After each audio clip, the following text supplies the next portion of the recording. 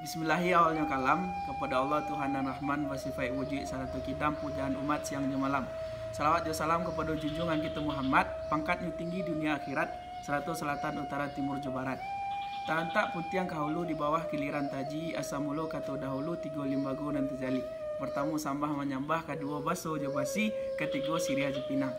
Sembah menyembah dalam adat tali batali undang-undang dan tersabui di mulik manih dan terpakai di baso bayak. Mulik manih terlempong kato baso bayak gulo di bibia di dalam bungka dan piawai dan bernamu adat sopan santun.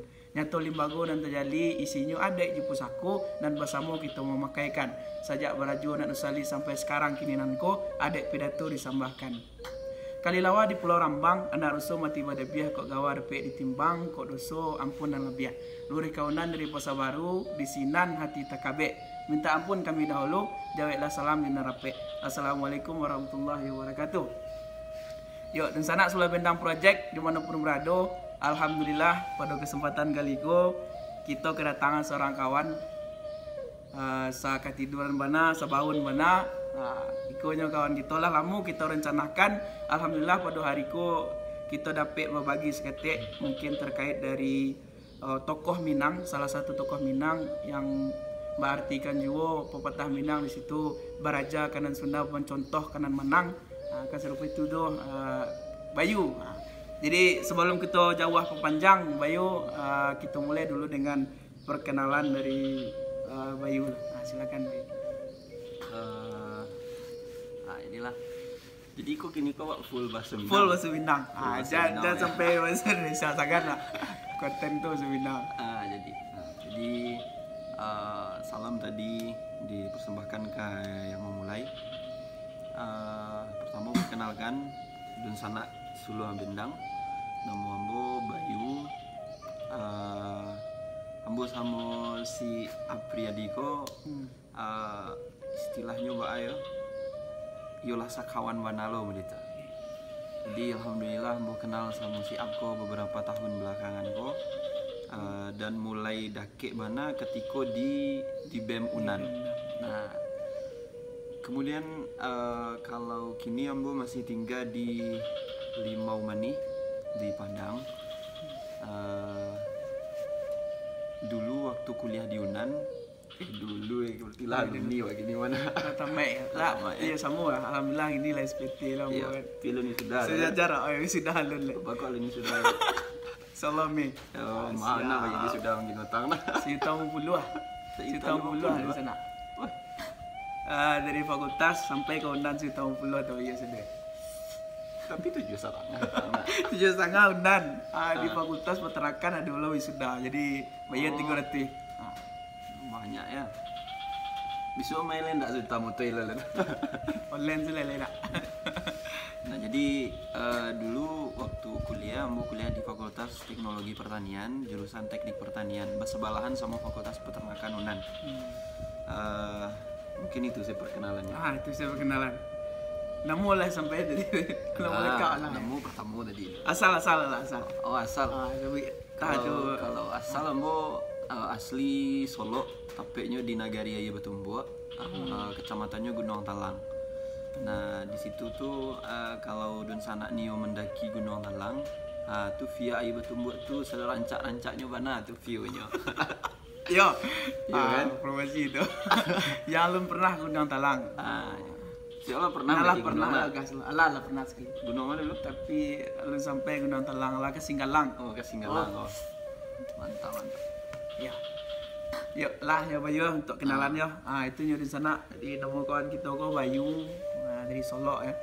Ya kita lah itulah namanya lah samu berjuang lah sama-sama kenal lah aja si Bayu ko dan kini ko yang namanya kita ingin membahas ketek Bayu terkait dari baratnya ko kita tahu banyak mana tokoh-tokoh Minang yang patut untuk anak muda pelajari gitu terkait dari kisahnya, biografinya sampai yo kita carilah apa yang patut kita kaji, kita ambil dari kisah-kisah beliau-beliau ko.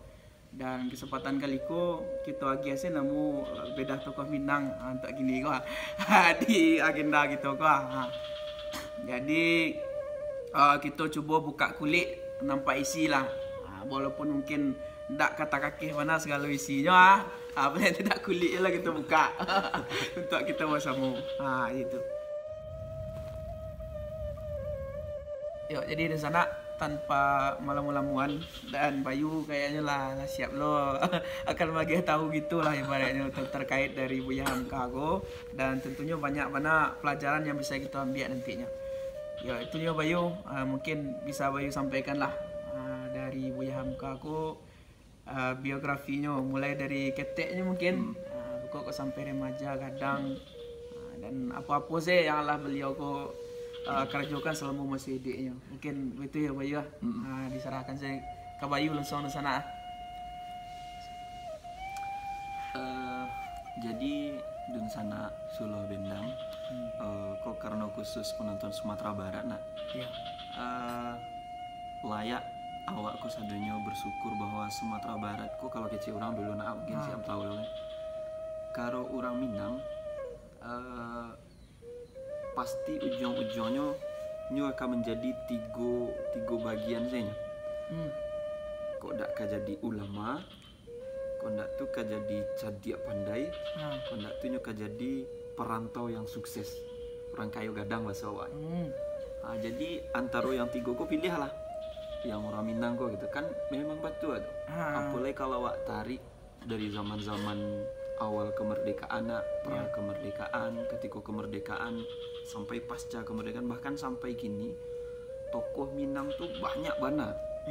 Banyak banget tokoh dari Sumatera Barat. Artinya ndak bisa sebenarnya awak tuh memilih siapa ya tokoh Minang siapa soalnya saking banyaknya tokoh Minang tadi gitu kan. Nah, jadi kini awak pilih salah satu tokoh dari Sumatera Barat asli orang Maninjau, Nagari Sungai Batang Agam. Kampung Bawana, Dake Lawang ya. Dake Lawang. Lah pernah Dake situ. Matua. Kasih itu lah pernah, tapi emang ketampe kediaman beliau kok mungkin kok masih ada belum pernah lihat. Jadi Buya Hamka kok masuk ketek beliau tuh memang ya seperti anak kecil pada umumnya lah. Beliau diajar langsung oleh ayahnya Haji Rasul yang memang ayah Buya Hamka ko adalah seorang ulama juga. Beliau lahir itu di Sungai Batang 7 Februari dan beliau kok mode anak ketek yang pada umumnya agak mada bahasanya setiap. Ada kisah beliau kok agak mungkin bukan mada ya, tapi karena memang Liau ko lebih cadik daripada kawan Liau, sehingga tercalik Liau ko agak mada gitu. Pernah lo dulu Buya Hamka ko masuk keteknya tuh dikicuhnya ayah Liau, ndak pai Liau mengaji ke surau dah, apa nonton bioskop. Pernah lo tuh. Tapi bioskop zaman-zaman itu ndak tahu apa dia ada kan. Nah jadi Buya Hamka setelah beliau beranjak bertambah umur beliau, Buya Hamka ko disuruh di ayahnya karena memang ayahnya ko memprioritaskan Buya Hamka ko dicetak jadi ulama kan. Disekolahkanlah Buya Hamka ko ke Tawalib di Tawalib. Nah tapi karena Buya Hamka ko ya itu tadi lah mungkin karena memang ketokohan Buya Hamka, semangat belajar Buya Hamka dari ketek itulah mulai nampak. Umuan 6 balik Liau tinggal Sumatera Barat, pai Liau ke Jawa. Pai beliau merantau ke Jawa. Nah, ketika di Jawa itulah beliau sobok banyak tokoh-tokoh yang ada di Indonesia waktu itu.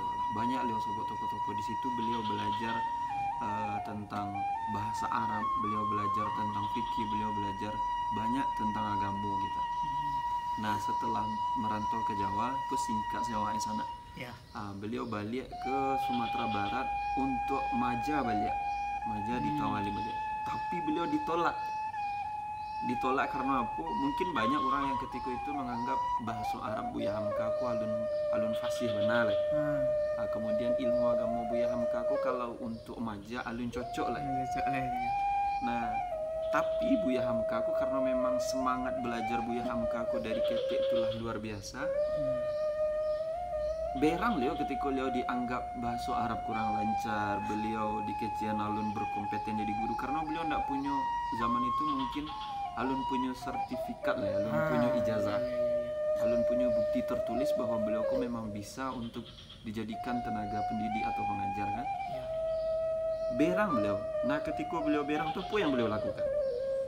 Pahai beliau ke Makkah, baraja beliau di situ. Wah itulah yang dia berang tak menyalahkan orang tuh gitu. Kalau awak mungkin gini itu misalnya tidak diterima usulan awak gini kan mungkin awak menyalahkan orang tuh kan. Mengareh anak. Tapi kalau Buya Hamka beda. Ketika Buya Hamka kok alun diterima sebagai guru di Sumatera Barat ketika itu, pahai beliau ke Makkah. Dia cari bana tampe untuk belajar bahasa Arab, dia cari bana tampe untuk belajar agama, yo kasarangnya bana dia cari. Jadi beralnya Buya Hamka aku lewat doan kanan batu gitu. Itulah itu Jawa sih kini mungkin itulah sangat berbeda. Itulah nilainya Buya Hamka dengan cek poin ya. Terus cek poin baru. Cek poin namanya. Jadi istilahnya Mbak Ayu dan sana, kok awak membahas Buya Hamka kok sebenarnya di Sumatera Barat seperti yang Bos sampaikan tadi ya. Banyak banget tokoh di Sumatera Barat dong. M. Nasir, Bapak NKRI kan. Kalau ndak ada beliau mungkin NKRI kok ndak ada. Itu benar lah syariatnya kan. Kemudian ada Bung Hatta, ada Haji Agus Salim. Agus Salim kok cik lai. Bayo benar lah kok Agus Salim kok. Bayanglah tahun itu bisa menguasai 3 balai bahasa. Jadi ketika ada sidang, ada konferensi ada pertemuan di PBB, putra asli Sumatera Barat bisa menguasai bahasa 3 balai bahasa. Kini awak bahasa Indonesia saya kadang tak bawa je bahasa logat Minang. Taman sih tak bawa je logat Minang kan. Kadang dulu yang ya pokoknya mau ditulah. Banyak mana kurang awak dibanding orang dulu. Aduh kalau kecil Rocky Gerung. Pahlawan-pahlawan yang dari Sumbar yang hidup di pra kemerdekaan, zaman-zaman kemerdekaan itu kalau beliau diagih nilainya 100 itu. Awak kini ku -2 nilai gua. Awak itu lah jauh beda. Iya ada tak bisa di 2 dari 100. Iya, -2 -2 lah. Nah, tadi itu di sana lah dibahas seketik oleh Bayu. Seketik baru tu nak baik kalau dibahas mana. Habis ketua untuk mat untuk kisahnya senya baru gitu kan. Kini tentu kita perlu tahu loh. Sampai perjuangan beliau gitu kan sehingga memang banyak mana pelajaran-pelajaran bisa kita ambil dari beliau gitu. Bahasa kini itu sepak terjangnya lah baik. Apa saja yang lah beliau raih mungkin yang bisa menjadi pelajaran juga untuk kita terkhusus untuk generasi muda bidang ke Bayu.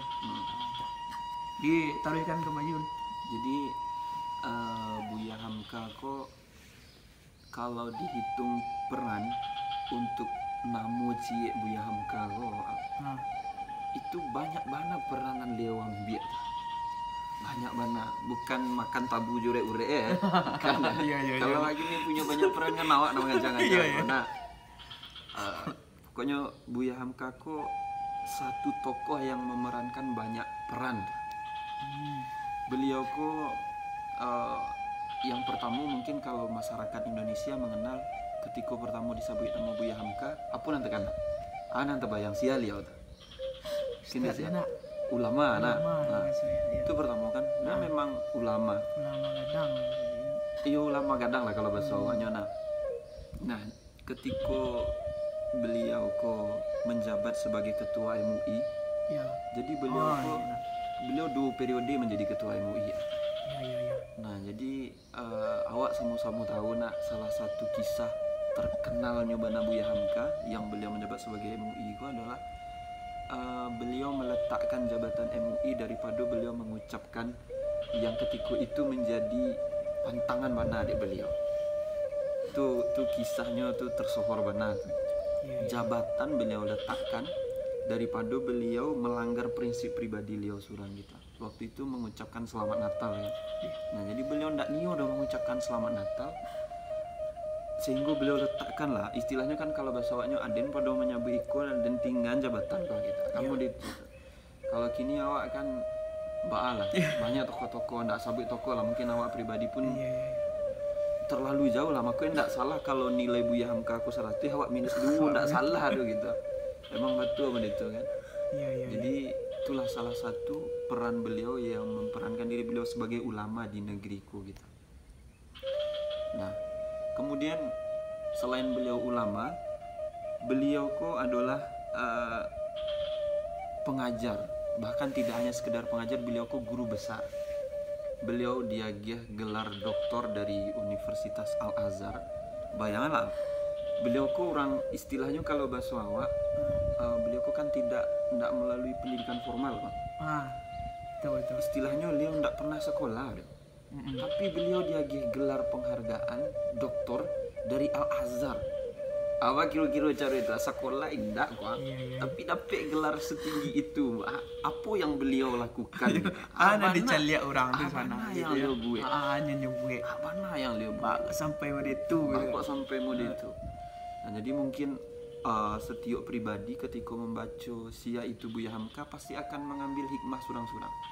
Misalnya kayak awak membaca tentang Buya Hamka, oh Buya Hamka aku mau deko. Kalau si A baca tentang Buya Hamka, oh Buya Hamka aku mau deko lo gitu. Jadi banyaklah nilai-nilai yang terlalu istilahnya ya, nggak bisa awak menjangkaunya udah gitu. Saking kerennya sosok Buya Hamka.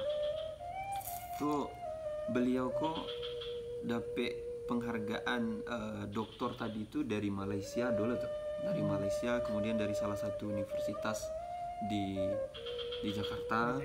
Beliau dapat lu penghargaan. Pokoknya zaman itu beliau tidak melewati sekolah yang formal, tapi dapat pendidikan setinggi itu. Dan ada banyak lah peran-peran beliau Buya Hamka kok. Tadi pertama ulama. Kemudian beliau adalah guru besar. Kemudian beliau adalah sastrawan. Sastrawan. Jadi sastrawan kok calik lah mungkin dun sana Sula Benang sadonyo bisa mencalik karya-karya Buya Hamka kok banyak loh enak.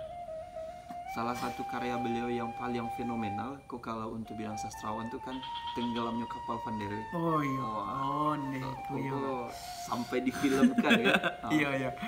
Bayangkanlah tahun itu beliau mengarang sampai kini pun digemari gitu ya. Terpakai juga gitu. Bahkan mungkin banyak kawan-kawan awak yang kuliahnya di sastra yang membahas tentang karya-karyanya Buya Hamka gitu, yang dibuat untuk tugas akhirnya kan. Jadi istilahnya apa ya, Buya Hamka kok beliau hidup di zaman kemerdekaan, tapi tarasu hidup sampai kini. Cara membahasnya. Iya. Itulah yang namanya Buya Hamka tuh banyak sekali. Kemudian Buya Hamka kok yang lah paling jalebana, beliau politikus iyo juga kan. Beliau dicatat juga sebagai pahlawan nasional, dan yang terpenting beliau adalah pelaku sejarah. Nggak ada orang yang nggak kenal sama Buya Hamka do gitu. Ada orang yang nggak kenal sama Buya Hamka.